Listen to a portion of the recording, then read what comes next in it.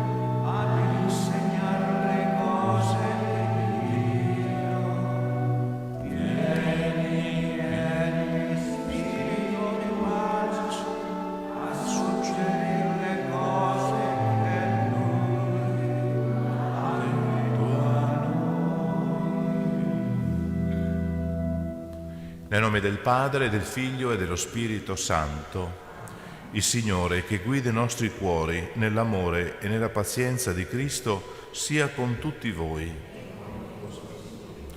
Oggi noi francescani ricordiamo una santa antica, Santa Margherita da Cortona. Nacque a Laviano, in Toscana, nel 1247. Rimasta presto orfana di madre, incompresa dalla matrigna, fu indotta a seguire un giovane a Montepulciano, dove le nacque un figlio. Rimasto ucciso tragicamente l'uomo con cui viveva, Margherita, colpita dalla grazia divina, si convertì a Dio con tutta l'anima, iniziando una vita di grande austerità e penitenza. Stabilitasi a Cortona, entrò nel terzo ordine francescano e si dedicò, oltre che all'educazione del figlio, al servizio degli ammalati, per i quali fondò un ospedale. Visse in assoluta povertà e in continua preghiera. Amò ardentemente Cristo crocifisso ed ebbe da Dio grazie e doni straordinari. Invochiamo questa santa perché aiuti anche noi a saperci da dedicare al Signore con questa decisione, con questa determinazione, mettendoci a servizio del prossimo, dove riconosciamo la presenza del Signore Gesù. Chiediamo perdono dei nostri peccati per celebrare in modo degno questa Eucaristia. Signore, che sei l'eterno sacerdote della nuova alleanza, abbi pietà di noi. Cristo, che ci edifichi come pietre vive nel Tempio Santo di Dio, abbi pietà di noi. Signore, che ci fai concittadini dei santi nel regno dei cieli, abbi pietà di noi. Dio Onnipotente abbia misericordia di noi, perdoni i nostri peccati e ci conduca alla vita eterna. Preghiamo. O Padre, che non vuoi la morte del peccatore ma la sua conversione, come hai richiamato Santa Margherita da Cortona dalla via della perdizione a quella della salvezza, concedi anche a noi di liberarci dalle catene del peccato per dedicarci totalmente al tuo servizio. Per il nostro Signore Gesù Cristo, tuo Figlio, che è Dio e vive e regna con te nell'unità dello Spirito Santo per tutti i secoli dei secoli. Amen.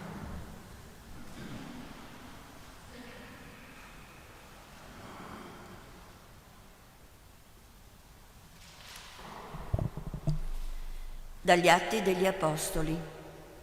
In quei giorni il comandante della corte volendo conoscere la realtà dei fatti, cioè il motivo per cui Paolo veniva accusato dai giudei, gli fece togliere le catene e ordinò che si riunissero i capi dei sacerdoti e tutto il Sinedrio. Fece condurre giù Paolo e lo fece comparire davanti a loro. Paolo, sapendo che una parte era di Sadducei e una parte di Farisei, disse a gran voce nel Sinedrio: «Fratelli, io sono fariseo, figlio di farisei. Sono chiamato in giudizio a motivo della speranza nella risurrezione dei morti». Appena ebbe detto questo, scoppiò una disputa fra i farisei e i sadducei e l'assemblea si divise. I sadducei infatti affermano che non c'è risurrezione, né angeli né spiriti. I farisei invece professano tutte queste cose. Ci fu allora un grande chiasso e alcuni scribi del partito dei farisei si alzarono in piedi e protestavano dicendo: «Non troviamo nulla di male in questo uomo. Forse uno spirito o un angelo gli ha parlato». La disputa si accese a tal punto che il comandante, temendo che Paolo venisse linciato da quelli, ordinò alla truppa di scendere, portarlo via e ricondurlo nella fortezza. La notte seguente gli venne accanto il Signore e gli disse: «Coraggio, come hai testimoniato a Gerusalemme le cose che mi riguardano, così è necessario che tu dia testimonianza anche a Roma». Parola di Dio. Rendiamo grazie a Dio. Proteggimi, o Dio, in te mi rifugio. Proteggimi, o Dio, in te mi rifugio. Proteggimi, o Dio, in te mi rifugio. Ho detto al Signore: il mio Signore sei tu. Il Signore è mia parte di eredità e mio calice. Nelle tue mani è la mia vita. Proteggimi, o Dio, in te mi rifugio. Benedico il Signore che mi ha dato consiglio. Anche di notte il mio animo mi istruisce. Io pongo sempre davanti a me il Signore. Sta alla mia destra, non potrò vacillare. Proteggimi, o Dio, in te mi rifugio. Per questo gioisce il mio cuore ed esulta la mia anima. Anche il mio corpo riposa al sicuro, perché non abbandonerai la mia vita negli inferi, né lascerai che il tuo fedele veda la fossa. Proteggimi, o Dio, in te mi rifugio. Mi indicherai il sentiero della vita, gioia piena alla tua presenza, dolcezza senza fine alla tua destra.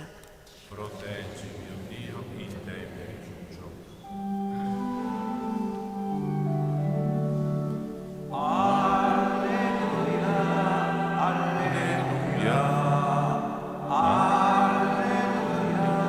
alleluia, alleluia.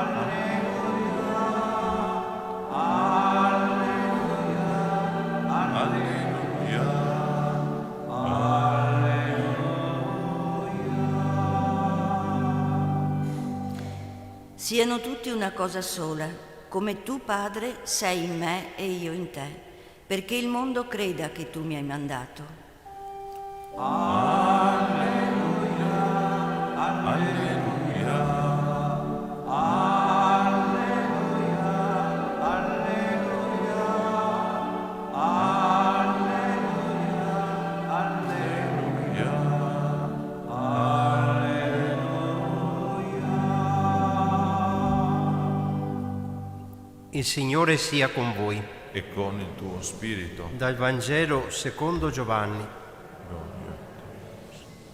In quel tempo Gesù, alzati gli occhi al cielo, pregò dicendo: «Non prego solo per questi, ma anche per quelli che crederanno in me mediante la loro parola, perché tutti siano una sola cosa, come tu, Padre, sei in me e io in te, siano anch'essi in noi, perché il mondo creda che tu mi hai mandato. E la gloria che tu hai dato a me, io l'ho data a loro, perché siano una sola cosa come noi siamo una sola cosa. Io in loro e tu in me, perché siano perfetti nell'unità e il mondo conosca che tu mi hai mandato e che li hai amati come hai amato me. Padre, voglio che quelli che mi hai dato siano anch'essi con me dove sono io, perché contemplino la mia gloria, quella che tu mi hai dato, poiché mi hai amato prima della creazione del mondo. Padre giusto, il mondo non ti ha conosciuto, ma io ti ho conosciuto, e questi hanno conosciuto che tu mi hai mandato. E io ho fatto conoscere loro il tuo nome e lo farò conoscere, perché l'amore con il quale mi hai amato sia in essi e io in loro. Parola del Signore. Lode a te.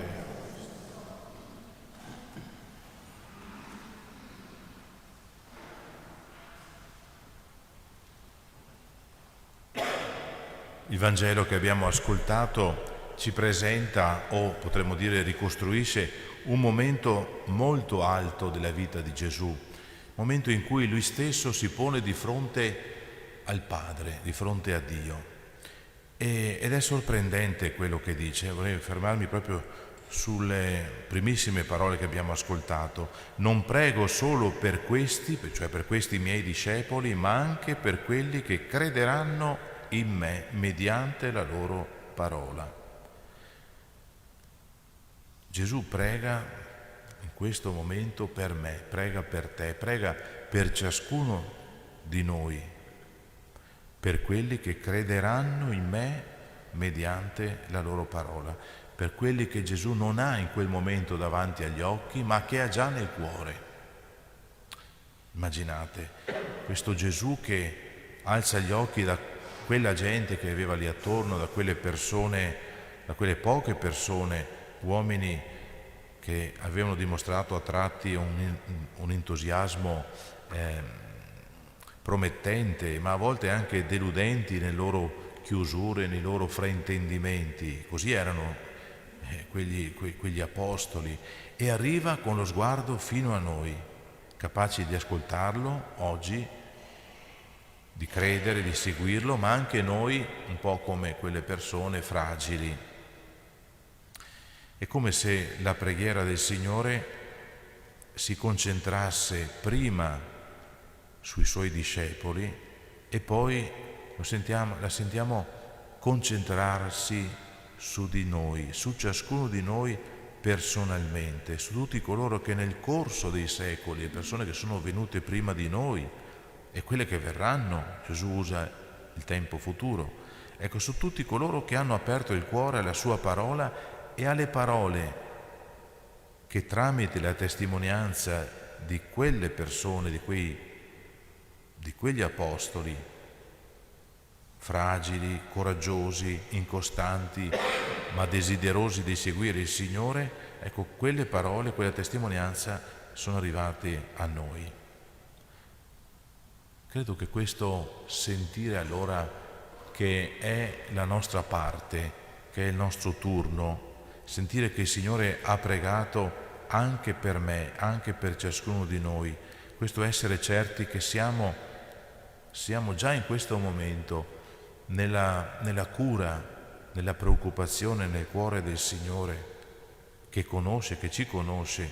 Credo che questa sia la base del nostro essere, del nostro perdonarci, del nostro ricominciare ogni giorno con fiducia, chiamate anche a noi come sono state quelle persone a